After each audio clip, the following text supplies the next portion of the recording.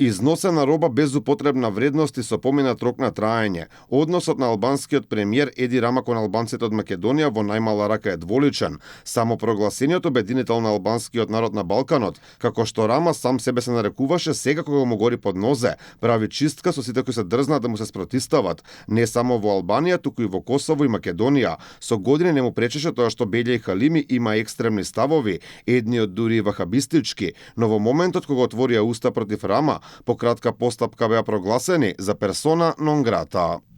Еди Рама има проблеми со протестите во Албанија и сите поддржувачи од страна, односно од другите држави, бидејќи за нив без разлика дали се албанци се други државјани, вклучувајќи тука двајцата што вие ги напоменевте, тие јавно претпоставувам дека повикале на протести за да го сменат Рама во Албанија и сите тие луѓе Еди Рама ги прогласува како персона нон грата. Интересно е што Белја долги години беше истакнат функционер на ДУИ, партијата која Рама долго време ја поддржува. Тој дури беше економски директор на гинекологија. Сега гревот е што ги поддржува протестите против албанскиот премиер, кој во моментов бие битка за опстанок. За Рама своевремено не беше проблем кога пред 10 години така наречената тиранска платформа се крчкаше на негова територија и директно се мешаше во внатрешнополитичките состојби на Македонија, ама сега препознава мешање во неговата политика.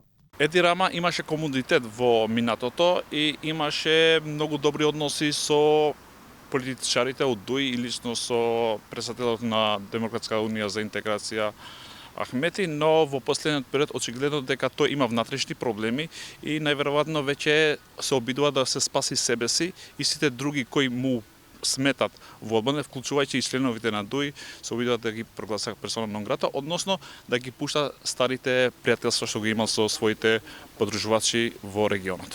Инаку албански државјани во внатрешните работи на Македонија се мешаат повеќе пати. Последен пример се протестите за правосудниот испит, каде што покрај македонски граѓани на улиците во Скопје протестираа и државјани на Албанија и Косово, но тој стил на функционирање не му се допаѓа на Рама на домашен терен, па според Фаризи листата на непожелни во Албанија може да се проширува. Инаку забрана за 10 години влез во Албанија добија имамот Бекир Халими и Ваљон Белја. Првиот во 2008 беше осомничен за поврзаност со терористичка келија на Ал-Каеда, а во 2016 исклучен од исламската верска заедница на Македонија поради судири со раководството.